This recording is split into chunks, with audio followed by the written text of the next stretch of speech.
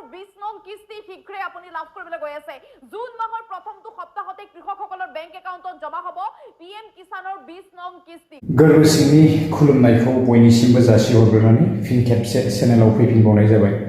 जायफोरा इन्टारेस्ट मोनो भिडिअखौ नायलांनो हागोन तो सुंद' आपडेट्स लानानै फिन खेबसे चेनेलाव फैफिनबावनाय जाबाय तो रायजोफोर बिदिब्ला भिडिअखौ जागायलांदिनि आरो बयबो मिथिखानाय बेबायदिनो टाइटेल बा थाम्बनेलावहाय नुखाबाय तो भिडिअआ मानि सायाव जागोन मिथिखाबाय जागायलांदिनि जोङो मिथिनो मोनबाय थादों बे साननैसोआवहाय जोंहा बेबायदिनो निउसफोर ओंखारबोगासिनो दं आपडेट्सफोर फैगासिनो तो जोंहा पिएम किसान जितुनिखि 20 नम्बर इनस्टलमेन्ट बा किस्तियाहाय जोंहा फर्स्ट उइक जुननि फर्स्ट सप्तायावनो हाबनो थांगासिनो दङ तो मोनसिगोनलाय एसे रेडि जादो 2000 रां तो जोङो वाइट खालामनांगोन आरो मावनो गोनां खामानिफोरखौ मावनानै लायोब्लानो जाबाय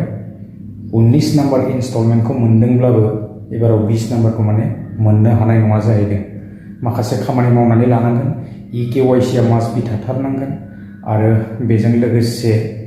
बायदिसिना प्रब्लेमफोर दङब्ला एकाउन्टफोरनि गासैखौबो थिक खालामनानै लानांगोन आरोना तो नङाब्ला फैसाखौ मोननो हानाय नङा जाहैदों आरो जायफोरा भुवा कृषक बा कृषि तो बिथांमोनाहाय हरफिननांगोन जाहैदों आरो रांफोरखौहाय ना तो जोङो खोनानो मोनबोबाय थाखादों गोबां दिन सिगांनिफ्रायनो दा सोर साबेसेया हरफिनखो जेबो मिथिया दा बिदिब्ला रायजोफोर नेनानै थादो थाबैनो मोनसिगोनलाय जुननि फार्स्ट उइकआवनो बारा दिन गैला दा बिदिब्ला गुबुन मोनसे आपडेट्सआवहाय थांदिनि बे आपडेट्सआ जाहैबाय जोंहा SHGनि आपडेट्समोन तो मा जाखो बैसागुनि सिगांनो मोननो गोनांमोन माथो जेबो खबरबो गैला बाथरिबो गैला निउसबो गैला साननैसो ओरैबायदि निउस दामबाय दा साननैसोआ सिरिनो बैसागु जानानै माने बावबाय आं तो नेनानै थायोब्लानो जाबाय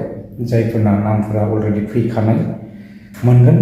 आरो बेबायदिनो थाबैनो आपडेट्सफोरा ओंखारबोगोन आरोना तो वाइट खालामोब्लानो जाबाय एसे दा बर्थमान बेबायदि जेबो आपडेट्सफोर मोनाखै आरो मोनोब्ला थाबैनो लानानै फैगोन आरोना भिडिअस स' रायजोफोर बारा गोलाव खालामला उननि भिडिअआवहाय आं बेबायदिनो आपडेट्सफोर मोनोबा लानानै फैगोन दिनैनि भिडिअआ बेसेखिनियानोमोन आरो बेसेबांथो गोलाव खालामबाय थादोंमोन ना थ' नेक्स्ट भिडिअ लोगो मोनगोन लोगोफोर गोजोन्थों बाय তাৰ আগতে এপ্ৰিল মাহৰ ভিতৰতে আপুনি কৰি ল'ব লাগিব এইকেইটা কাম যিসমূহ কৃষকে এই বিশেষ কামকেইটা নকৰে তেওঁলোকে কিন্তু লাভ নকৰে পিএম কিষানৰ 20 নং কিস্তি লাগিব আপোনাৰ কেইবিধমান নথিপত্ৰ আৰু যদি পিএম কিষানৰ লগত জড়িত সমস্যাৰ সৃষ্টি হৈছে তেন্তে আপুনি অভিযোগ কৰিব পাৰিব ইতিমধ্যে তিনিটাকৈ ফোন নম্বৰ মুকলি কৰা হৈছে শীঘ্ৰে কৃষকৰ একাউণ্টত ধন সোমাবলৈ গৈ আছে জুন মাহৰ প্ৰথমটো সপ্তাহতে কৃষকসকলে লাভ কৰিব পিএম কিষানৰ 20 নং কিস্তি চৰকাৰে ধন বিতৰণৰ বাবে ইতিমধ্যে সাজু কৰিছে তালিকা চূড়ান্ত তালিকা ইতিমধ্যে প্ৰকাশ কৰা হৈছে এই মাহতে কৰি লওক আপুনি এইকেইটা কাম যিসমূহ কৃষকে বিশেষ কামকেইটা নকৰে তেওঁলোকে কিন্তু ধন লাভৰ পৰা বঞ্চিত হ'ব অৰ্থাৎ পিএম কিষানৰ 20 নং কিস্তি ধন পোৱাৰ পৰা বঞ্চিত হ'ব সেইসকল কৃষক